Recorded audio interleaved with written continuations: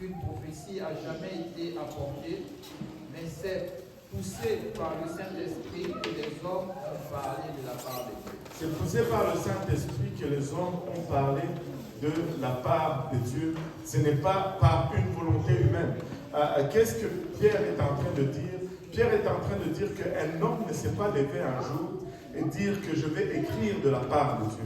Mais c'est Dieu qui a poussé les gens à écrire ce qu'ils ont écrit.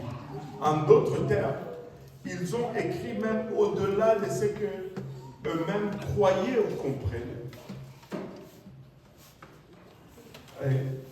J'ai toujours pris Pierre comme victime. Amen.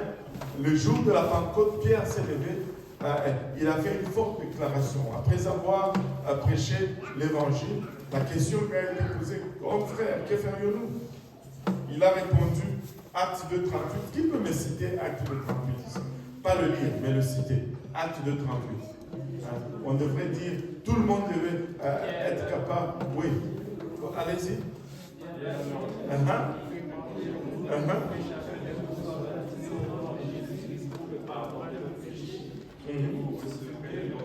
Et vous recevrez le don du Saint-Esprit. Mais il ne s'est pas arrêté là. Le verset 39, qu'est-ce qu'il nous dit?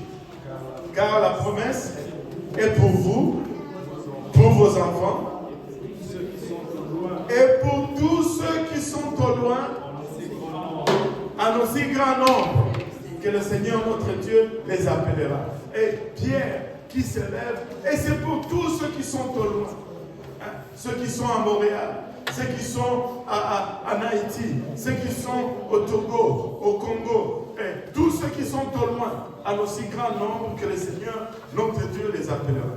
Ça c'est Acte chapitre 2. Amen.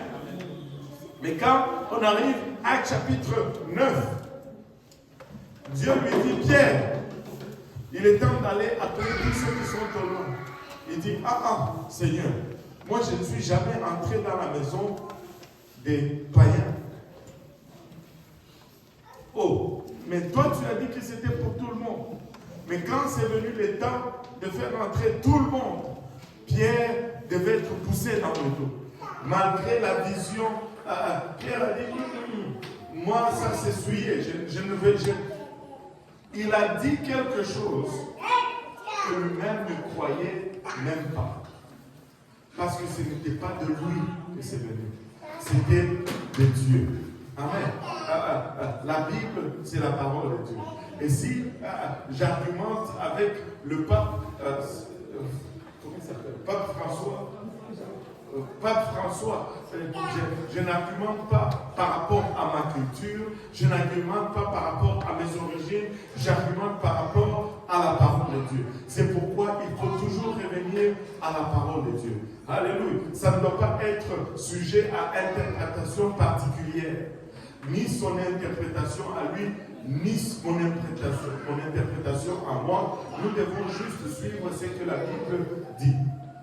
Je me rappelle à un moment donné, c'était intense à l'époque où le pasteur Yannick et tout son groupe étaient venus au Seigneur. Je vous dis, j'avais tous les parents au Cameroun, voulaient me mettre en prison.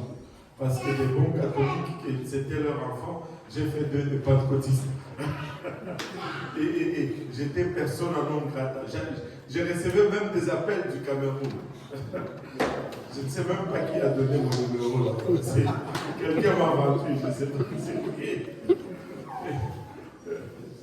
Qu'est-ce que tu enseignes à mes enfants?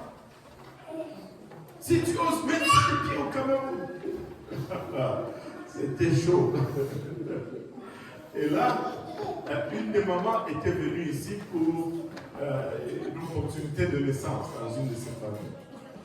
Et là, c'était comme, ouais, on fait comment? On va visiter ou on ne peut pas visiter? Bon, si tu veux gagner une âme, à quelque part, tu vas y aller. Amen. Donc, on est allé visiter, la maman était là. Et elle nous a accueillis. Bon. On a fait la nourriture, on a mangé, et on a vu le bébé, on a donné le cadeau. Et après un temps, nous on se disait, on va bien s'en sortir ici. Elle n'a rien dit. Mais quand on a dit, bon, là on va partir. Aïe, elle nous attendait. Juste au moment de le revoir, elle a commencé à nous fusiller. Et moi et mon épouse. C'est que vous enseignez. Non, non, non, non, non. Et puis, à un moment donné, elle dit, donc, toi tu penses là, que tous ces prêtres catholiques sur toute la terre ont tous tort et c'est toi seul qui as raison. J'ai dit, oh boy, c'est encore l'argument des catholiques et des papes. J'ai dit, maman, et ça c'est la première fois que j'ai sauté une telle réponse. Tu sais, des fois tu dis quelque chose, tu sais que ce n'est pas de toi. C'est Dieu qui vient de te le donner.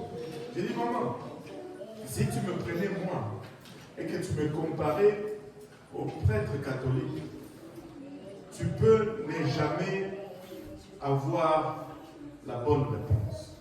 Parce que eux et moi, nous pouvons tous être dans le monde.